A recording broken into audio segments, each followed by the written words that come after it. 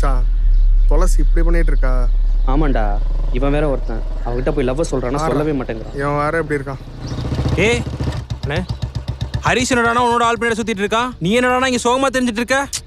நான் என்னென்ன பண்றது, அவன் பச்சையா நடிக்கிறான். அது தெரியாம துளசியும் அவனை நல்லவன் நம்பிட்டு இருக்கா.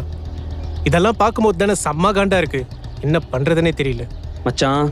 இனிமே உன்னை சும்மா விடக்கூடாதுடா. சேகரே, இப்படியே போயிட்டுன்னு வச்சுக்கோ, துளசி அவனுக்கு இல்ல, அவ்வளவுதான்.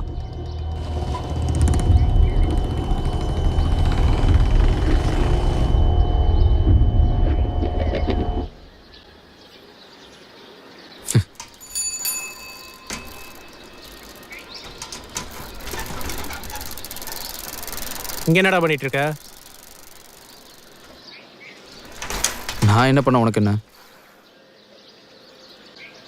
இங்க பாரு ஹரிஷே, நீ பண்றது சரியில்லை.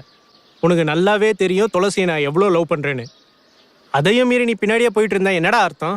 டே சேகர், உனக்கு துளசி கேக்குதா? துளசி எம்பிபிஎஸ் படிச்சுட்டு இருக்கா. நீ என்னடா சேகர் படிச்சிருக்க? 8வது ஃபெயில் ஆயிட்டேன்னு அதுக்கப்புறம் ஸ்கூல் பக்கமே போல. சரி, இத்தனை நாள் ஊர்ல தானே இருக்க. ஒரு நாளாச்சும் உன் லவ் அவகிட்ட சொல்லியிருக்கியா? எந்த தைரியத்தில் துளசி உனக்கு கிடைப்பா நம்பிட்டு இருக்க? நான் மாசம் 2 லட்சம் ரூபா சம்பாதிக்கிறேன். உனக்கு என்ன, துளசி பின்னாடி நான் சுத்திட்டு இருக்கேன்னு நினைச்சியா? அவ தான் என் பின்னாடி நாய் மாதிரி சுத்திட்டு இருக்கா.